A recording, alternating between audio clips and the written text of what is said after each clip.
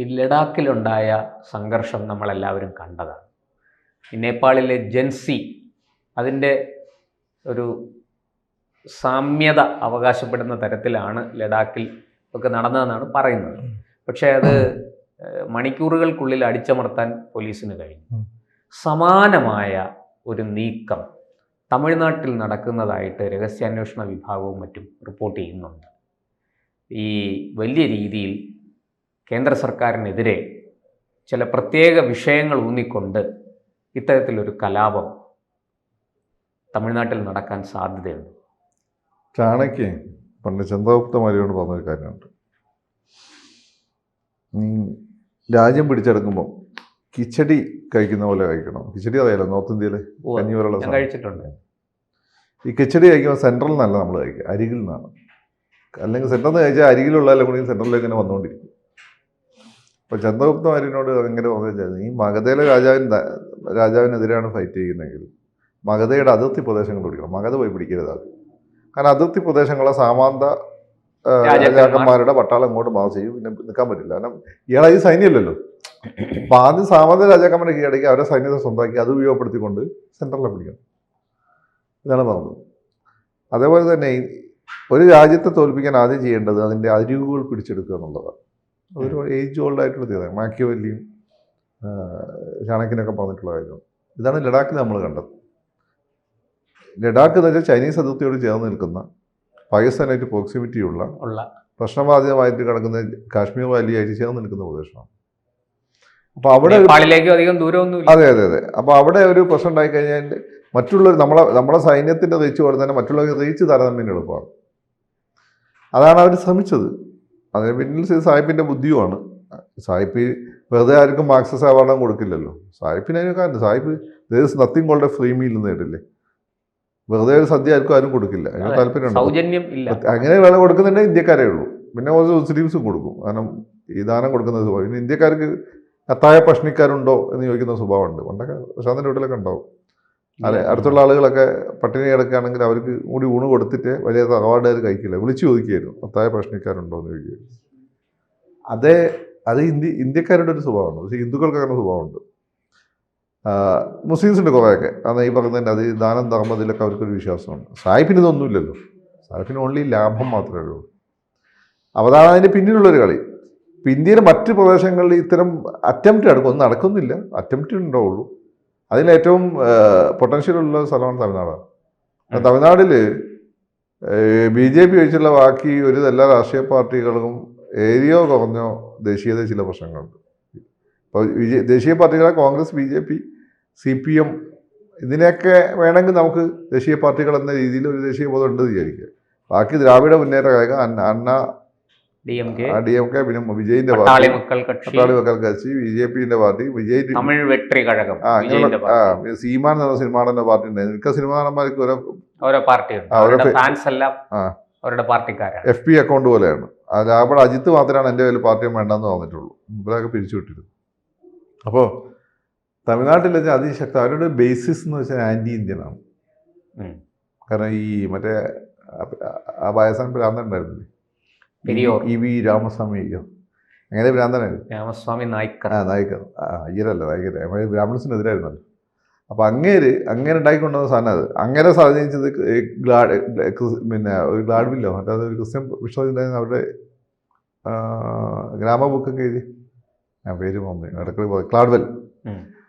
അപ്പോൾ അവരുണ്ടായിക്കൊണ്ടുവന്നാണ് നിങ്ങളിതൊന്നല്ല, നിങ്ങൾ ഇന്ത്യക്കാരെക്കാട്ടൊക്കെ ഒരുപാട് മുന്നിലാണ്, നിങ്ങളാണ് ലോകത്തിലെ സംസ്കാരം പഠിപ്പിച്ചത് എന്നൊക്കെ പറഞ്ഞിട്ട് ചമയന്മാരുടെ ആവശ്യമില്ല, എന്താ പറയുക, അതിര് കടന്നൊരു ദേശീയ ബോധം ഉണ്ടായി.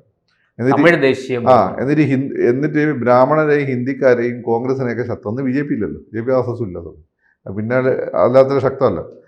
അപ്പോൾ ഇവരെയൊക്കെ ശത്രുവാക്കി വെച്ചു. ആ സംഭവമാണ് ഇപ്പോൾ നടന്നുകൊണ്ടിരിക്കുന്നത്. അതിൻ്റെ ഇടയിലൂടെ ക്ലാഡ്വില്ലിൻ്റെ മറ്റേ പരിപാടികളൊക്കെ നടക്കുന്നുണ്ടായിരുന്നു. മൂപ്പർ വന്ന പരിപാടികളും സൈഡിൽ കൂടെ നടക്കുന്നുണ്ട്. ഇപ്പോൾ ഏറ്റവും കൂടുതൽ സൗത്ത് ഇന്ത്യ കൺവേർഷൻ നടക്കുന്ന സ്ഥലമാണ് അവിടെ.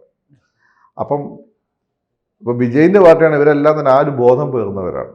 സത്യം നമ്മൾ ചരിത്രപരമായി കീലാടി എക്സ്കവേഷൻ, തമിഴ് ഭാഷ, തമിഴ് സംസ്കാരം, അതെ അതെ, തമിഴ് ശൈലി, അങ്ങനെ തമിഴിൽ പിടിച്ചുള്ള ഒരു കളിയാണ്. അല്ല വേറൊരു ഇപ്പം തമിഴ്നാട്ടിൽ ശ്രീലങ്ക തീവ്രവാദ ഗ്രൂപ്പുകൾ ശക്തി വായിച്ചപ്പോൾ, പുലികൾ ശക്തി വായിച്ചപ്പോൾ തമിഴ്നാട്ടുകാർ മാനസികമായി നല്ല പങ്ക് അതിന് അനുകൂലമായിരുന്നു. രാജീവ് ഗാന്ധി ഗൂഢാലോചന കേസിൽ ഒരു സൈക്കോ അനാലിസിസ് നടത്തിയാൽ ഏതാണ്ട് 75% തമിഴന്മാരെ പിടിച്ച് ജയിലിടേണ്ടി വരും. കാരണം ദേവപ്പോ LTT ആയാലും അവിടെ പ്രത്യേക അംഗീകാരമായിരുന്നു. LTTക്ക് പറ്റി ഏറ്റവും വലിയ അത് രാജീവ് ഗാന്ധിനെ കൊന്നു എന്നുള്ളത്. ഇന്ത്യൻ സ്റ്റേറ്റിനെ കുറച്ച് കണ്ടു. രാജീവ് ഗാന്ധി കൊന്നതോട് കൂടിയിട്ട് പോലീസ് സാക്ഷ്യം വന്നു. ഇപ്പോൾ എതിരായി. പക്ഷെ അന്ന് ഭയങ്കര സംഭവമായിരുന്നല്ലേ പുലി പ്രഭാകരൻ. അപ്പോൾ അങ്ങനെ സംഭവം അവിടെ കിടക്കുന്നുണ്ട്. അത് വന്നു കഴിഞ്ഞാൽ ഇന്ത്യൻ സൈന്യം അടിച്ചൊതുക്കൊക്കെ ചെയ്യും. പക്ഷേ കുറച്ച് സ്ട്രഗിൾ ചെയ്യേണ്ടി വരും. കാരണം അത് വളരെ വലിയൊരു പ്രദേശവും വളരെ വൈറ്റലായിട്ടുള്ള ഒരു ജനവിഭാഗവും വളരെ വലിയൊരു പോപ്പുലേഷനും ഒക്കെ ഉള്ളതാണ്. അതൊക്കെയാണെങ്കിൽ ഇപ്പോൾ BJPക്ക് അവിടെ ശക്തമായ വേരോട്ടം. BJPക്ക് വേരോട്ടം അത് ഭയ കോൺഗ്രസിൻ്റെ വേരുകളാണ് BJP പിടിച്ചു കയറുന്നത് അവിടെ. കോൺഗ്രസ് ആയിരുന്ന നാഷണലിസ്റ്റുകളവിടെ. കോൺഗ്രസ് മൂപ്പരാരോടുകൂടി ശിഥിലമായപ്പോൾ അനാഥമായ കോൺഗ്രസ്സുകാരുണ്ട്. അവർക്ക് വേറൊന്നും ചെയ്യാനില്ല. പിന്നെ ന്യൂ ജനറേഷൻ്റെ ഇടയിൽ അണ്ണാമലൈ സൃഷ്ടിച്ചിട്ടുണ്ട്. അതൊക്കെ ഉണ്ടെങ്കിൽ പോലും അവിടെ മെജോറിറ്റി ഇപ്പോഴും BJP, anti North India, anti ഹിന്ദിയാണ്. അവിടെ അതാണ് പ്രശ്നം കിടക്കുന്നത്. ഇത് ഈ ന്യൂ ജനറേഷൻ ജെൻസി എന്ന് പറഞ്ഞ പയ്യന്മാർക്ക് ഒന്നിനെ പറ്റി ഒരു ധാരണയില്ല. അവന്മാർ ഇതൊക്കെ പറഞ്ഞ് കത്തിച്ച് വിട്ട് കഴിഞ്ഞാൽ പണി തീരും. ചാടി ഇറങ്ങിയാൽ പണി തീരും. ഇനി നഷ്ടം അവന്മാർക്ക് തന്നെ വരുള്ളൂ. ലോകത്തെ ഏറ്റവും നിങ്ങൾ എന്നോട് ചോദിച്ചാൽ ലോകത്തെ ഏറ്റവും ശക്തമായ തീവ്രവാദ പ്രസ്ഥാനം ഏതാണെന്ന് വെച്ചാൽ പുലികളായിരുന്നു. ഞാൻ പുലികളെ സംബന്ധിച്ചിടത്തോളം എയർഫോഴ്സും നേവിയും ഇൻ്റലിജൻസും കരസൈന്യം ഉണ്ടായിരുന്ന അതിശക്തമായ വിങ്ങായിരുന്നു. അവരിൽ ഭൂമുഖത്ത് ഇല്ലാതായി. പിന്നാണല്ലോ മറ്റുള്ളവർ. പക്ഷേ അത് ഒരു വലിയ ഭീഷണി ഉണ്ടാക്കാൻ സാധ്യതയുണ്ട്. കാരണം സമീർ ഡെസ്പ വളരെ സ്ട്രോങ് ആണ്, മീഡിയയിൽ പവർഫുള്ളാണ്, ബാങ്കിങ് സെക്ടറിൽ പവർഫുള്ളാണ്. അപ്പോൾ അത് നമുക്ക് അത്യാവശ്യം തലവേദന ഉണ്ടാക്കാൻ ശേഷിയുള്ളതാണ്. വളരെ അവിടെ എപ്പോഴും ചെയ്യേണ്ട ഒരു കാര്യം എന്ന് വെച്ചാൽ ഇപ്പോൾ കോൺഗ്രസ് വളരെ തന്ത്രപരമായി ചെയ്തുകൊണ്ടിരുന്നത് വെച്ചാൽ ഈ ഇയാളെ കയ്യിലെടുത്തിട്ട് രാമചന്ദ്രനെ കയ്യിലെടുത്തിട്ട് അണ്ണാ DMKനെ കൂടെ നിർത്തി. അതൊരു ലോക്സഭാ സീറ്റുകൾ കോൺഗ്രസ് അങ്ങെടുക്കും, നിയമസഭാ സീറ്റ് പോലും കൊടുക്കും. അങ്ങനെയുള്ള ടാക്റ്റിക്കലായിട്ടുള്ള നിലപാട് കൊണ്ട് മാത്രമേ അവർ ഇതിനെ നമുക്ക് മറികടക്കാൻ പറ്റൂ. അവിടെ എന്ത് നമ്മൾ അതിൽ കടന്ന് ഏത് രീതിയിൽ സ്റ്റെപ്പിങ് ചെയ്താലും പ്രോബ്ലമാണ്. അത് കത്തിക്കാൻ പറ്റുമെന്നാണ്. വികാരത്തിന് തീ പിടിപ്പിക്കാൻ വളരെ എളുപ്പമാണ്. പക്ഷേ ഈ MGRന് ശേഷം MG രാമേന്ദ്രൻ എന്ന മലയാളിയായ തമിഴ് സിനിമയിലെ മുടിചൂടാമന്നൻ, അദ്ദേഹത്തിന് ശേഷം ഒരു വലിയ ക്രൗഡ് പുള്ളറെ തമിഴ്നാട് കാണുന്നത് അണ്ണാമലയാണ്.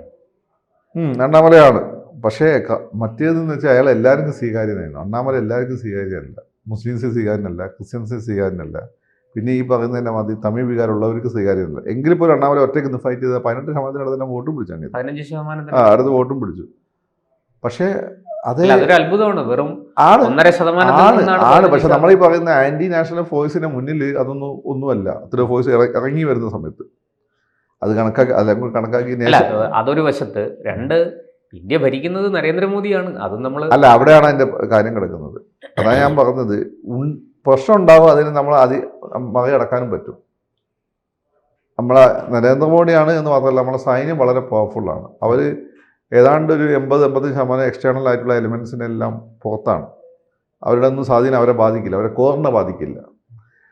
അതുകൊണ്ട് നമുക്കത് അടിച്ചമർത്താനൊക്കെ പറ്റും. പക്ഷെ അതില്ലാതെ നോക്കുന്നതാണ് വേണം. ഇപ്പം നമ്മൾ തെളിയിച്ചതാണ്. ഉദാഹരണത്തിന് ഈ മാവോ നക്സൽ ഭീഷണി, അതെ അത് ഏതാണ്ട് അതിന്റെ അറ്റം പറ്റി 99% അത് വെടിപ്പായി കെട്ടടങ്ങി. പക്ഷെ അതിന് ഒരുപാട് സമയമെടുത്തു, വലിയ വില നമ്മൾ കൊടുക്കേണ്ടി വന്നു. അതാണ് കാര്യം. അപ്പം അങ്ങനെ ഇപ്പം ഇവിടെ തമിഴ്നാട് താരതമ്യം ശാന്തമാണ്. കൃത്യമായി മോണിറ്റർ ചെയ്തിട്ട് ശ്രദ്ധാപൂർവ്വം മുന്നോട്ട് പോകാന്നുള്ളത്. തമിഴ്നാട് കഴിഞ്ഞാൽ പിന്നെ ഏറ്റവും കൂടുതൽ സാധ്യത ഒന്ന് ബീഹാറാണ്, വേറൊന്ന് ബംഗാളാണ്, വേറെ നോർത്ത് ഈസ്റ്റാണ്. കാശ്മീർ വാലിയിലും തൽക്കാലം പ്രശ്നം ഉണ്ടാകും ഞാൻ കരുതുന്നില്ല. കാരണം മുസ്ലിങ്ങളെ വെച്ചുള്ള കളികൾ ഈ പറയുന്ന സാഹിബിന് അറിയാം. പകരം വെക്കുന്ന ഹിന്ദു കമ്മ്യൂണിറ്റീൻ്റെ ഉള്ളിൽ തന്നെയുള്ള അവാന്തര വിഭാഗങ്ങൾ, അല്ലെങ്കിൽ ഹൈന്ദവ സംസ്കാരമായിട്ട് ചേർന്ന് നിൽക്കുന്ന ബുദ്ധമതം പോലെയുള്ള മൈനോറിറ്റീസ്, ഭാഷാന്യൂനപക്ഷം, ഇവരുപയോഗിച്ചുള്ള കളിയാണ് ഇനി വരാൻ പോകുന്നത്. അതിന് ഏറ്റവും പറ്റിയൊരു മണ്ണുമാണ് ഈ തമിഴ്നാട്. കേരളത്തിലുണ്ടാവില്ല, പേടിക്കണ്ട. കാരണം കേരളത്തിൽ എല്ലാവർക്കും എന്തെങ്കിലുമൊക്കെ നഷ്ടപ്പെടാനുണ്ട്. അതുകൊണ്ട് ആരും ഇപ്പൊ ഡയലോഗൊക്കെ ഉണ്ടാവുള്ളൂ. പക്ഷേ തമിഴ്നാട് വളറബിളാണ്. തമിഴ്നാട് വളരെ കൃത്യമായിട്ടൊരു സോറോസ് ഡീപ് സ്റ്റേറ്റ് ഫണ്ടിങ് നടക്കുന്നുണ്ട്. ഈ കാര്യത്തിന്റെ പുറകിലുണ്ട് എന്നാണ് താങ്കൾ. പിന്നെ കൺഫ്യൂഷൻ ഇല്ലാത്ത സെൻട്രൽ ലീഡർഷിപ്പ് ഉണ്ട്, നല്ല ഇന്റഗ്രിറ്റി ഉള്ള ഒരു ആർമിയുണ്ട്. അതാണ് നമ്മുടെ വിജയം, ആശ്വാസം. കൂടുതൽ വാർത്തകളും വിശേഷങ്ങളും നിങ്ങളിലേക്ക് എത്താൻ ABC മലയാളം സബ്സ്ക്രൈബ് ചെയ്യുക, ബെൽ ബട്ടണും അമർത്തുക.